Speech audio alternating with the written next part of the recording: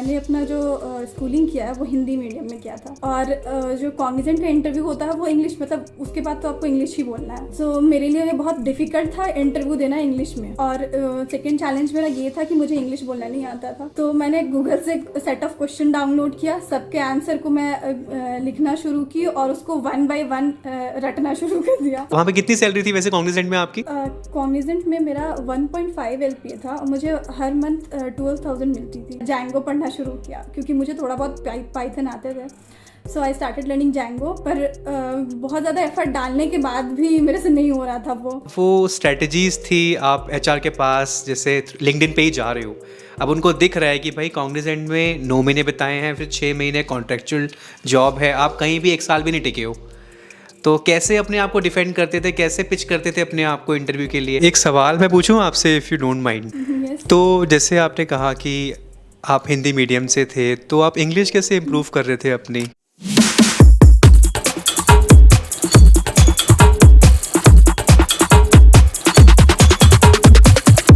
स्वागत है जी आपका एक नए पॉडकास्ट में। आज का पॉडकास्ट आपको बहुत मोटिवेट करेगा, आपको बहुत कुछ सीखने को मिलेगा। आज के जो गेस्ट हैं, इन्होंने अपना करियर ट्रांजिशन किया सॉफ्टवेयर टेस्टिंग से डेटा एनालिस्ट। 9 महीने काम किया कॉग्निजेंट में, उस टाइम इनकी सैलरी थी 12,000 पर मंथ। कॉग्निजेंट से निकले, फिर एक और कंपनी में गए, वहाँ पे 6 महीने काम किया, कॉन्ट्रैक्ट बेस्ड जॉब थी, बट वहाँ काम था डेटा एनालिस्ट के ऊपर। उसके बाद आज बहुत सारे इंटरव्यूज़ दिए, उस दौरान बहुत जगह रिजेक्शन हुआ बिकॉज इनका बैकग्राउंड हिंदी मीडियम में था, तो बोलने में इनको प्रॉब्लम होती थी, इंटरव्यू निकालने में प्रॉब्लम होती थी, अपनी बात को समझाने में प्रॉब्लम होती थी।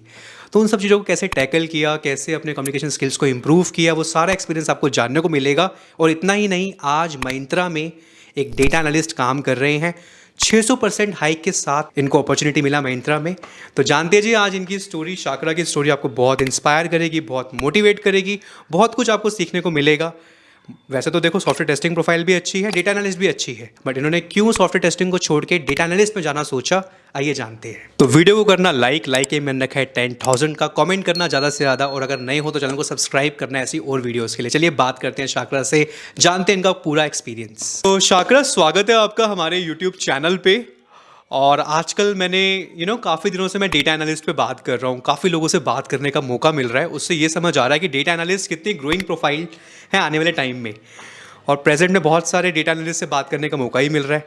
और आपने जो ट्रांजिशन किया है सॉफ्टवेयर टेस्टिंग से डेटा एनालिस्ट में, तो आज हम जानेंगे आपका पूरा एक्सपीरियंस। आपने बहुत सारे इंटरव्यूज़ दिए, वहाँ पे आप रिजेक्ट हुए, सिलेक्ट हुए, पूरा प्रोसेस, और आपने क्यों ट्रांजिशन किया सॉफ्टवेयर टेस्टिंग से डेटा एनालिस्ट में। तो मैं ज़्यादा टाइम नहीं लूँगा, फर्स्ट आपके बारे में जानते हैं, आप कहाँ से बिलोंग करते हैं, अभी किस कंपनी में काम कर रहे हैं, अपने बारे में थोड़ा बताइए, फिर आगे आपसे बात करते हैं। Over to you please. So hi Ajay, my name is Shakra. I am belonging from Ranchi, Jharkhand, and I have completed all my education in Ranchi only, including schooling, intermediate, graduation, everything.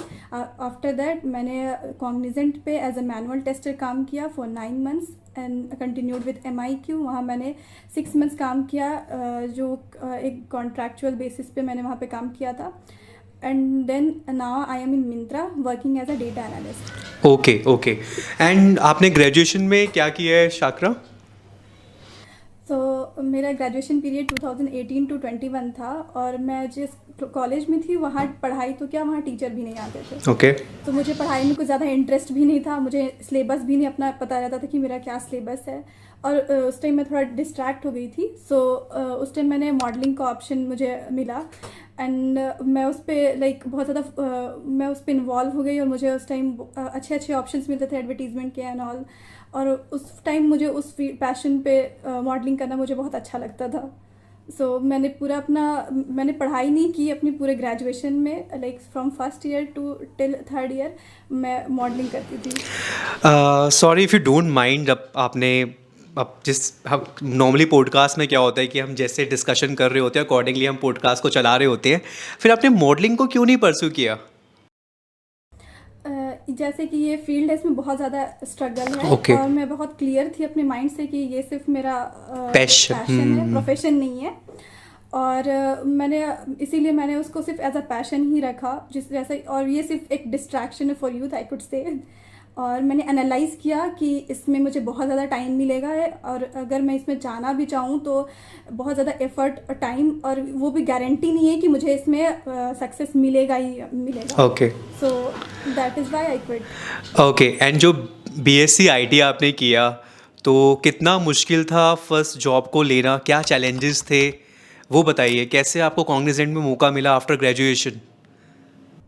So first of all I would like to tell you कि मैंने अपना जो schooling किया है वो Hindi medium में किया था, और जो कॉग्निजेंट का इंटरव्यू होता है वो इंग्लिश, मतलब उसके बाद तो आपको इंग्लिश ही बोलना है। सो मेरे लिए बहुत डिफ़िकल्ट था इंटरव्यू देना इंग्लिश में, और इवन जो फिर मेरे पास ऐसा कोई बैकग्राउंड नहीं था, और मुझे पता भी नहीं था कि मतलब मुझे करना कैसे है, उसमें क्या क्या क्वेश्चंस आएंगे। और जब मुझे वो लिंक मिला कॉग्निजेंट का थ्रू टेलीग्राम लिंक, तो थ्रू टेलीग्राम ग्रुप, तो मैंने उसमें जब अप्लाई किया, वो फर्स्ट राउंड जो होता है वो रिटन राउंड होता है, उसमें रीजनिंग, एप्टीट्यूड और इंग्लिश के क्वेश्चंस आते हैं। वो रिटन था, वो उसके बाद उसको क्लियर करने के बाद मुझे पता चला कि ये प्रोग्रामर ट्रेनी का जॉब है, जो कि एक मैनुअल टेस्टर की तरह होता है। एंड उसके लिए, एक मैनुअल टेस्टर के लिए एटलीस्ट आपको एक बेसिक सा नॉलेज चाहिए होता है प्रोग्रामिंग का, कोई भी programming language at least you have to know basic. So मैंने उसके लिए, मुझे बस इतना पता था कि पाइथन का सिंटैक्स जो है बहुत इजी है वो प्रिपेयर पढ़ना। तो उस टाइम, उस पीरियड में मैंने पाइथन का बेसिक सिंटैक्स मैंने कवर कर लिया था, मैंने बेसिक पढ़ना शुरू कर दिया था। एंड फिर उसके बाद मेरी इंटरव्यू हुई, और सेकेंड चैलेंज मेरा ये था कि मुझे इंग्लिश बोलना नहीं आता था। तो मैंने गूगल से सेट ऑफ क्वेश्चन डाउनलोड किया, सबके आंसर को मैं लिखना शुरू की, और उसको वन बाय वन रटना शुरू कर दिया, कि सो दैट कि मुझे ये क्वेश्चन पूछे तो मुझे यही रट्टा मारा हुआ लाइन मुझे बोलना है। तो आप, अच्छा, तो कॉग्निजेंट में कितना मंथ आपने बिताए वहाँ पे? अजय, मैंने इस कॉग्निजेंट में 9 मंथ्स वर्क किया। फर्स्ट 3 मंथ्स जो था वो ट्रेनिंग था। अच्छा, और वहाँ पे एज अ मैनुअल टेस्टर थे, टेस्ट केसेस लिखना, उन सब हाँ, चीज़ों में। हाँ, ट्रेनिंग आपको ये टेस्टिंग में मिली थी? एक्सेप्ट वैसे जो ट्रेनिंग थी टेस्टिंग में मिली थी? ट्रेनिंग में उन लोग बस पढ़ाते थे, लाइक माई भी पढ़ाया गया मुझे, जावा भी पढ़ाया गया, अच्छा। भी पढ़ाया गया, और पैरेलली एक टेस्ट होता था टेक स्टैक पे, वो वीकली। Okay okay. और हाँ, उसमें जो चीज़ पढ़ते थे उसी के क्वेश्चंस रहते थे। बेसिकली एक्सेल में हम लोग टेस्ट केसेस लिखते थे। वहाँ पे कितनी सैलरी थी वैसे कॉग्निजेंट में आपकी? कॉग्निजेंट में मेरा 1.5 LPA था, और मुझे हर मंथ 12,000 मिलती थी। Okay okay. तो मुझे बताओ शाकरा, जैसे, so when did you think you should now prepare for data analyst, and why data analyst ही क्यों? ऑल्दो इसके कॉग्निजेंट के बाद आपने 6 महीने फिर किसी कॉन्ट्रैक्ट जॉब में काम भी किया, तो वो जॉब ऐसे ही थी आईटी वाली, या ऐसे ही जॉब थी कोई? नहीं, वहाँ मैं as a data analyst Okay. Job तो लिया था मैंने, पर वो लाइक उसमें भी मैंने 1-2 महीने काम किया, 1 महीने काम किया, एंड अगेन मैं बेंच पीरियड पे चली गई, उनके पास प्रोजेक्ट ही नहीं था। ओके। अच्छा अच्छा। तो फिर उसके बाद फिर वहाँ से आपको, फिर आपने वहाँ पे खुद ही छोड़ दिया, फिर क्या किया मतलब? नहीं, वो मुझे टर्मिनेशन लेटर दे दिए, मतलब at the time of joining they said कि ये फुल टाइम हो जाएगा। ओके। पर वैसा हुआ नहीं। वो 6 मंथ्स के लास्ट में उन्होंने टर्मिनेशन लेटर दिया, और फिर बोले कि मतलब अब कुछ भी नहीं होने वाला है, अब आप जा सकते हैं। अच्छा ओके। तो फिर आपने दोबारा हंटिंग स्टार्ट करी जॉब के लिए, बट उस हंटिंग से पहले समझना चाहूँगा कि डेटा एनालिस्ट ही क्यों ऑप्ट किया आपने? Any reason? क्या आपको ये नहीं लगा कि मुझे सॉफ्टवेयर टेस्टिंग में अपना करियर आगे प्रोसीड करना चाहिए, डेटा एनालिस्ट में, या किसी ने आपको गाइड किया? कैसे आपको उसके बारे में पता चला? सॉफ्टवेयर टेस्टिंग में मुझे लगा नहीं कि ग्रोथ है, मुझे इंटरेस्ट नहीं था, सबसे बड़ी बात Okay. कि मुझे इंटरेस्ट नहीं था।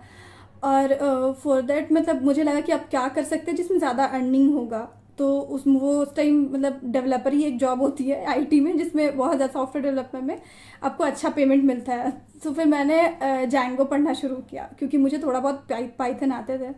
सो आई स्टार्टेड लर्निंग जैंगो, पर बहुत ज़्यादा एफर्ट डालने के बाद भी मेरे से नहीं हो रहा था वो। तो मुझे लगा कि मुझे, एक तो मेरा बैकग्राउंड नहीं है कोडिंग का पहले, और इसमें इतना एफर्ट डालने के बाद भी मैं सक्सेसफुल नहीं हो पा रही हूँ। और तो फिर मैंने सोचा कि कुछ ऐसा चूज़ करते हैं जिसमें थोड़ा कम कोडिंग हो।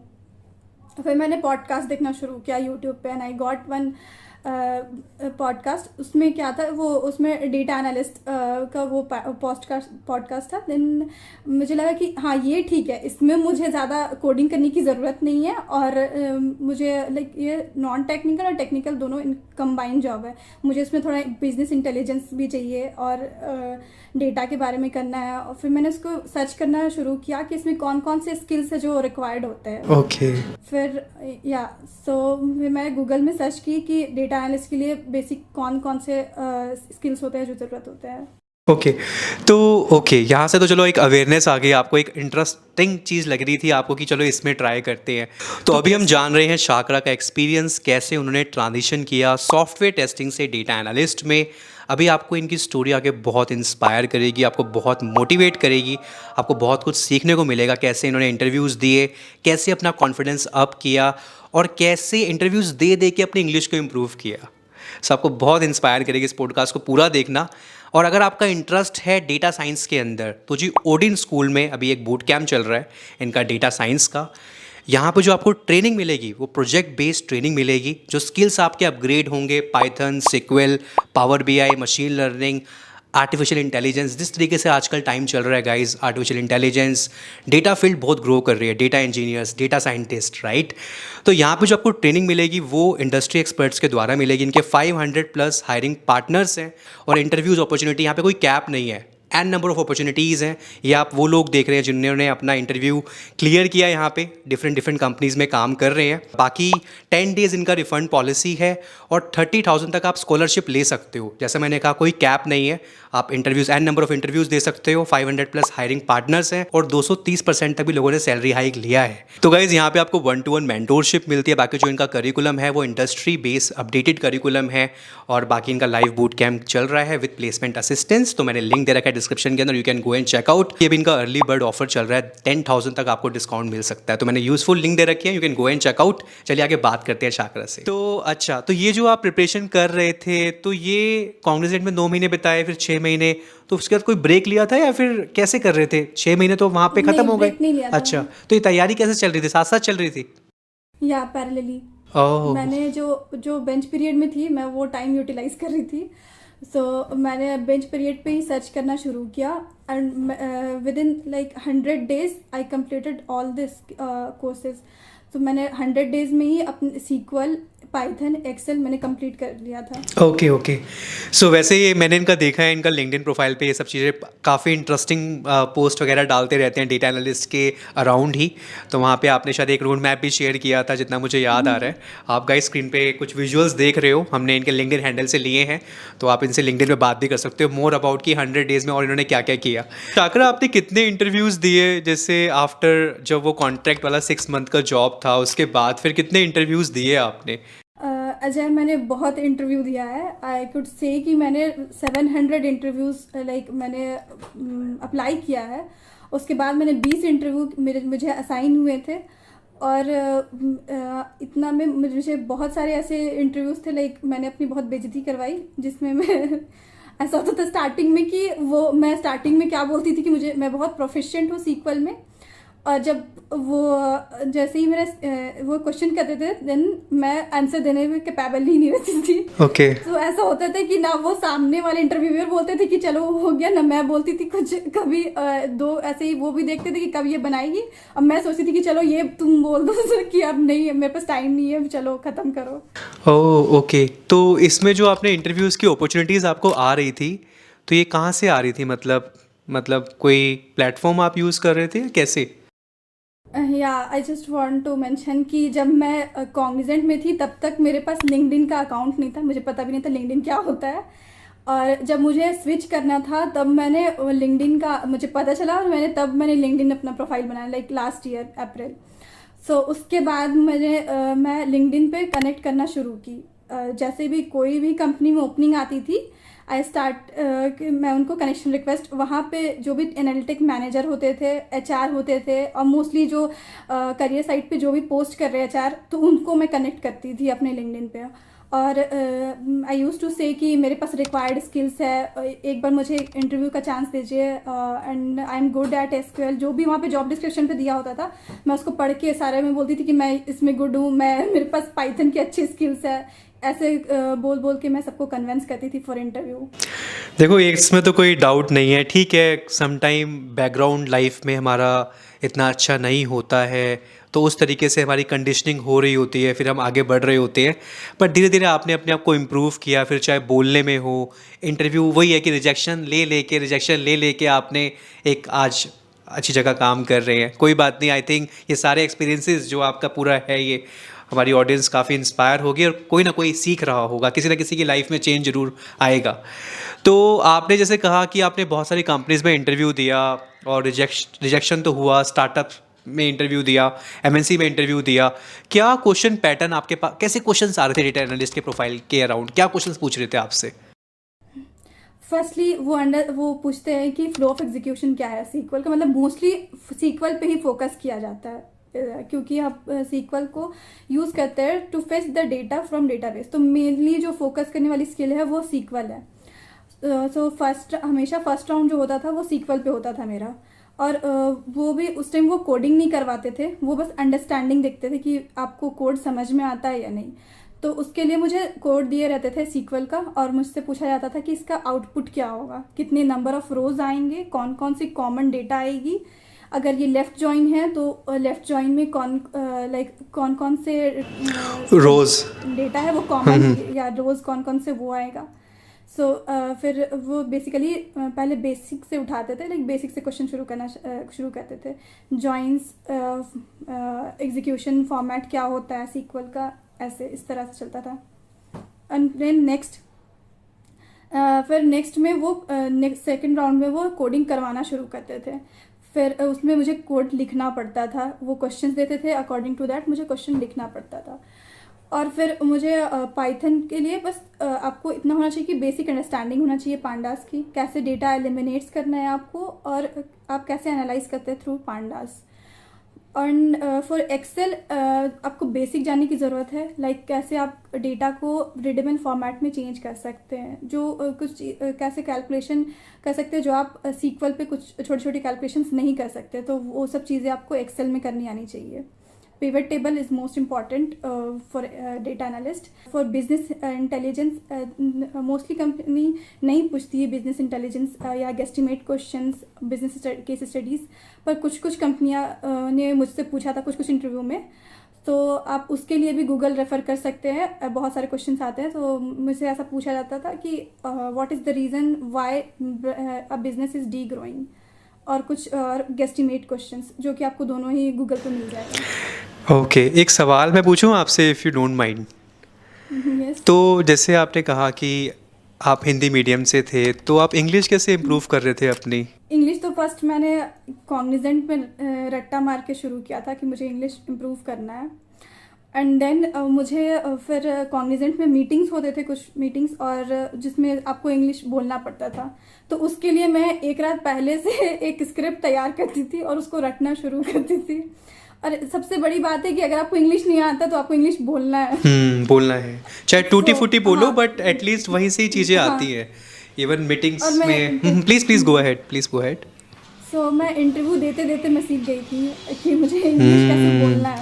सो गाइज, यहाँ पे ना शाकरा से हमें कुछ चीज़ें सीखने को मिल रही हैं कि आपको ट्राई करना है, हिम्मत नहीं हारनी है। और ये इनके अंदर एक क्वालिटी मैंने क्या नोटिस करी है कि लोग जो सोचेंगे उनको सोचने दो, मुझे अपना काम करना है, मुझे इंटरव्यूज़ देने हैं। वो सामने वाला मुझे जो भी सोचे मेरे बारे में मुझे फ़र्क नहीं पड़ता है। ऐसा ही कुछ था मैडम उस टाइम माइंड में आपके? हाँ, मुझे सब बोलते थे कि तुमसे एक बीपीओ का जॉब नहीं निकल सकता है, तो तुम कॉग्निजेंट का मैनुअल टेस्टिंग का जॉब कैसे निकालोगी। सो ये सब चीज़ें थी। और बीपीओ को मतलब जो बीपीओ में जॉब करते हैं उनको इंग्लिश में प्रोफिशिएंट होना है। For technical job you have to only clear your thoughts, इतना बोलना है कि आप अपना थॉट को समझा सके सामने वाले को। अब ये बताइए, क्या वो स्ट्रेटजीज थी आप एचआर के पास, जैसे लिंक्डइन पे ही जा रहे हो, अब उनको दिख रहा है कि भाई कॉग्निजेंट में 9 महीने बिताए हैं, फिर 6 महीने कॉन्ट्रेक्चुअल जॉब है, आप कहीं भी 1 साल भी नहीं टिके हो, तो कैसे अपने आप को डिफेंड करते थे, कैसे पिच करते थे अपने आप को इंटरव्यू के लिए? तो मैं लिंक्डइन पे उनको मैसेज करती थी, और फर्स्टली मैं ये नहीं बोलती थी कि मुझे रिलेवेंट एक्सपीरियंस नहीं है जब तक वो मुझसे पूछे नहीं। फिर जब फर्स्ट राउंड जो होता है वो आपसे प्रीवियस कंपनी के बारे में नहीं पूछेंगे, बस आपको इंट्रोडक्शन देना होता है। एंड फर्स्टली मैं ये इंट्रोडक्शन में ही ऐसा बोलती थी कि I am proficient in SQL, मैं अपने आप को 5/5 रेट कर सकती हूँ सीक्वल पे। Okay, nice. बाकी जो मुझसे उसके बाद मुझे को एक्सेल अच्छे से आती थी, सो आई यूज टू से कि मैं एक्सेल में भी प्रोफिशिएंट हूँ, और ऐसे ही मैं बोलती थी। फिर वो उनको मैं फर्स्ट ही ऐसा इंप्रेशन देती थी कि मैं बहुत ज़्यादा कॉन्फिडेंट हूँ सीक्वल पे। सो वो लोग क्या होता था कि पहले ही इंटरव्यूअर मुझे सीक्वल पे ही क्वेश्चन देते थे, और मैं ये स्ट्रैटेजी फॉलो करती थी कि वो मुझसे अगर एक क्वेश्चन पूछे तो मैं उसको उसी का वही सॉल्यूशन अलग मल्टीपल वेज में बताऊं। तो इससे मैं उनका बहुत सारा टाइम कंज्यूम करती थी। मैं उनको बोलती थी कि मैं नेक्स्ट अप्रोच बता सकती हूँ आपको, इसको ऐसे भी कर सकते हैं, इसको ऐसे भी कर सकते हैं। तो इस तरह से मैं इंटरव्यू से खेलना शुरू कर दी थी कि मुझे पता चल गया था अब कैसे ये सब चीज़ें। आपने ना बहुत सारे इंटरव्यूज़ दे दिए, बहुत ज़्यादा, जिससे आपको इंटरव्यू देना आ गया कि भाई जनता की डिमांड क्या है। कैसे इंटरव्यू निकालना है, वो भी एक ट्रिक है, स्किल है। देखो जी, मैं हमेशा बोलता हूँ, आप कंप्लीट कोई नहीं होता यार, चाहे मैं हूँ, शाकरा हो या कोई भी हो। तो अब आप किसी को उसके बेस पे जज नहीं कर सकते। ठीक है, जो एफर्ट मारे, जो तैयारी करी, अब तैयारी भी कभी कंप्लीट नहीं होती है। अगर आप सोचोगे पहले मैं तैयारी पूरी कंप्लीट करूंगा और फिर जाके इंटरव्यू दूंगा, कभी दिन ही नहीं आएगा। हाँ, ये चीज़ आपने बहुत सही बताया कि पहले तैयारी पूरा कंप्लीट करूँगी, उसके बाद इंटरव्यू दूंगी। ये बहुत ज़्यादा टाइम टेकिंग था मेरे लिए। मैंने तैयारी तो कर ली थी, पर मुझे इंटरव्यू के कॉल्स ही नहीं आते थे। तो ये चीज़ सही है, आपने सही कहा कि पहले 50% एटलीस्ट स्किल लो, तैयारी, और फिर इंटरव्यू देना शुरू करो। उससे पता चल जाता है कि मुझे क्वेश्चंस किस तरह के प्रिपेयर करने हैं, कैसे इंटरव्यू डील करना है, और वो इंटरव्यू फियर भी हट जाता है, और इवन आपके पास और ज़्यादा क्वेश्चंस भी आते हैं, और वो फियर मतलब पूरी तरह से ख़त्म हो जाता है। आप सीख जाते हैं कि आपको इंटरव्यू कैसे क्रैक करना है। गाइस, मैं तो यही बोलूँगा कि यहाँ से हम पता है क्या सीखना चाहिए, हमें डरना नहीं है। रिजेक्शन हो रहे हैं, कोई बात नहीं, बट वो एक रिजेक्शन एक सक्सेस का इंतज़ार कर रहा है, एंड एग्जाम्पल आपके सामने है। तो मुझे ये बताइए, शाकरा महिंद्रा पे आ जाते हैं, तो कितने राउंड हुए, थोड़ा इंसाइट्स दीजिए, क्या कितने राउंड हुए, क्या क्या इंटरव्यू क्वेश्चंस आपसे पूछे गए, स्पेसिफिक डेटा एनालिस्ट, क्योंकि आपका रोल डेटा एनालिस्ट का है वहाँ पे, वो बताइए। और अभी करंटली क्या काम कर रहे हैं महिंद्रा में, प्लीज़। मैंने तो मिंत्रा का जॉब लिंक्डइन से ही अप्लाई किया था। मुझे मिला कि HR का नेम मिला, और टीम भी पता चल गया था मुझे। तो वो टीम को मैंने जितने भी उसमें डेटा एनालिस्ट थे और मैनेजर्स थे, एनालिटिक मैनेजर, मैंने सबको अपने रिज्यूमे सेंड किया, और वही फॉर्मेट यूज़ किया बोलने के लिए कि मेरे पास ये प्रोफिशिएंट स्किल्स, मैं जितनी भी स्किल्स यहाँ पे मेंशन है उसमें मैं प्रोफिशिएंट हूँ। मैं एक बार मुझे चांस दीजिए। और मुझे जब इंटरव्यू में कॉल्स आए तो देन आई सेड कि मुझे I can go with the company standard, I can suggest कि ये इजी अच्छा होता है इंटरव्यू देने तक के लिए, कि आप बोल सकते हैं कि I can go with the company standard. और फिर मेरा इंटरव्यू के लिए मैं शॉर्ट लिस्ट हो गई। फर्स्ट राउंड मुझे पूछा गया था वैसे ही सीक्वल का बेसिक्स, वो सीक्वल कैसे वर्क करता है, एग्जीक्यूशन क्या होता है उसका, फ्लो ऑफ एग्जीक्यूशन क्या है। एंड देन मुझे 2 क्वेरी दी गई, और 2 क्वेरी को बोला गया कि इसका आउटपुट क्या होगा।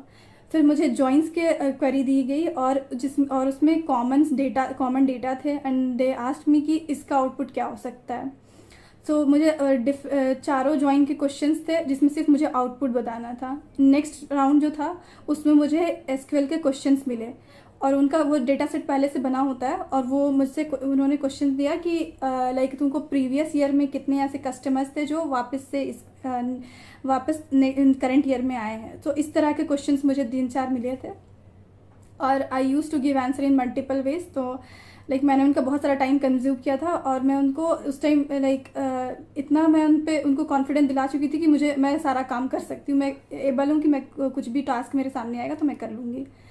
एंड देन थर्ड राउंड में मुझे बस सीक्वल के क्वेश्चंस मिले, और बिजनेस केस स्टडीज़ पूछा गया कि why your brand is D growing, आप क्या क्या रीज़न दे सकते हो।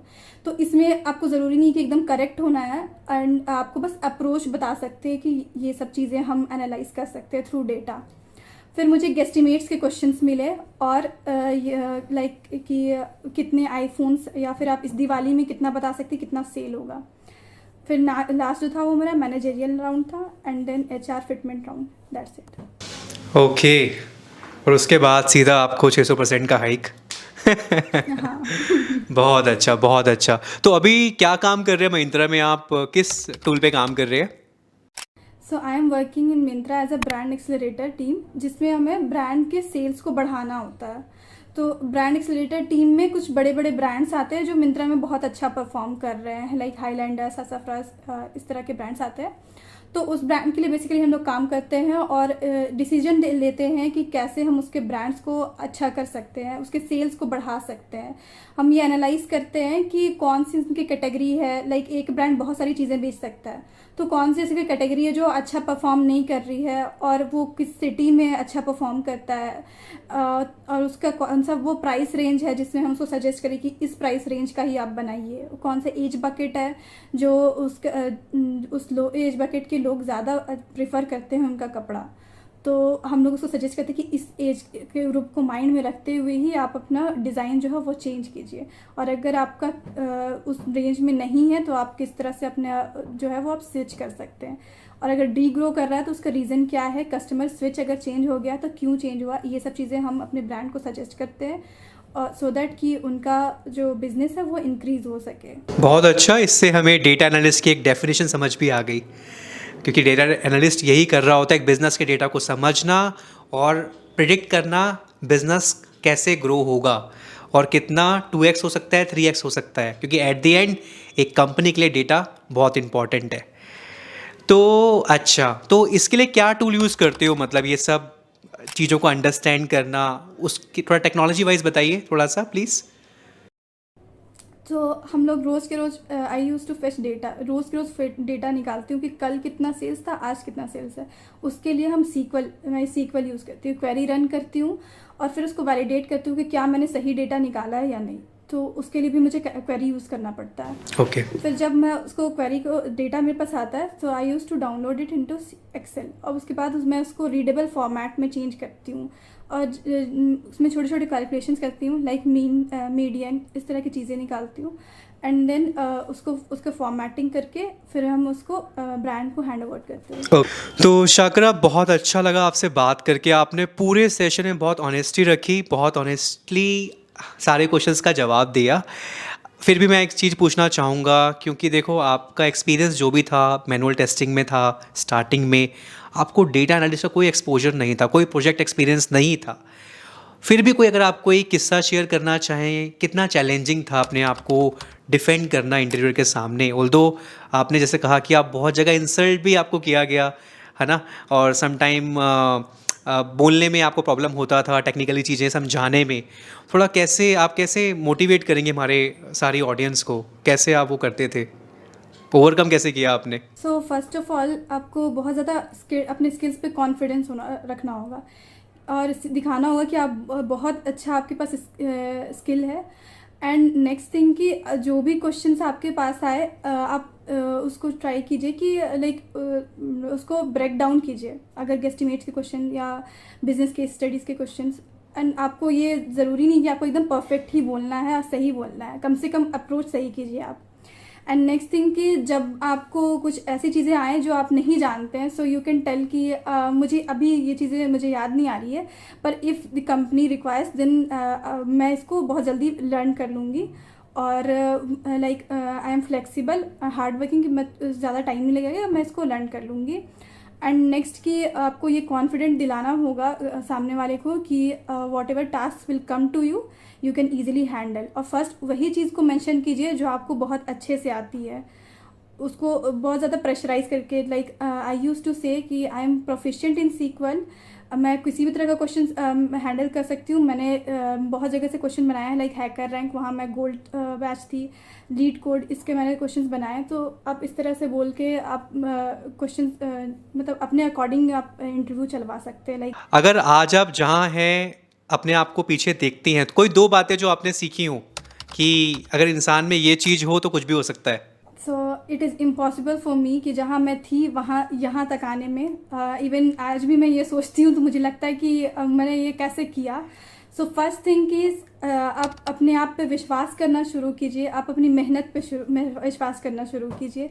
ये सब चीज़ें छोड़ दीजिए, सोचना कि मैंने तो पूरी लाइफ पढ़ाई नहीं की है, अब मुझसे क्या होगा। सो जो जब से पढ़ना शुरू करता है वो तब से बोले ना इंटेलिजेंट बनना शुरू हो जाता है। सो अपने मेहनत पे फोकस कीजिए। There is no word like God gifted, जैसा कुछ भी नहीं होता है। और अपने आप को डिस्ट्रैक्शन से और सही डिसीजन लेना शुरू कीजिए. You have to be glamour in the eye of your parents. बहुत अच्छा, मैं बहुत खुश नसीब हूँ, आप बहुत ही अच्छा बोल रही हैं. आपको जो लगता था आज से कुछ महीने पहले कि बोलने में प्रॉब्लम है, इवन आपके जो कम्युनिकेशन स्किल्स हैं वो भी काफ़ी डेवलप्ड हो गए हैं इंटरव्यूज़ दे के, कंपनीज़ में काम करके. सो बहुत अच्छा लगा आपसे बात करके एंड आई बिलीव गाइज आप बहुत इंस्पायर हुए होगे इस पॉडकास्ट को देखने के बाद. एंड जाते जाते मैं आपसे एक चीज़ बोलना चाहता हूँ, मैंने क्या सीखा आपसे इस पॉडकास्ट में. मैंने सीखा कॉन्फिडेंस. और कॉन्फिडेंस आता है जो आप मेहनत करते हो, जो उन्होंने की, और वो चीज़ अपने आप में कॉन्फिडेंस लेके आई और इन्होंने इंटरव्यूज़ दिए, रिजेक्शन हुए, वहाँ से भी लर्निंग मिली, उसको एज अ लर्निंग लिया. ये नहीं कि उसको लेके बैठे रहे, लर्निंग लिया, आगे बढ़े. तो मैंने आपसे सीखा एक वर्ड यहाँ पे कॉन्फिडेंस, इस पूरे पॉडकास्ट में. तो अगर आपके अंदर कॉन्फिडेंस है आप कुछ भी कर सकते हो. So thank you so much Shakra, it was very it was really insightful session I would say. Thank you so much. And guys अगर आपको ये पॉडकास्ट अच्छा लगा हो तो इसे लाइक करना, शेयर करना, कॉमेंट करना. लाइक एम इस 10,000 कर देना ऐसी और इंटरेस्टिंग पॉडकास्ट के लिए.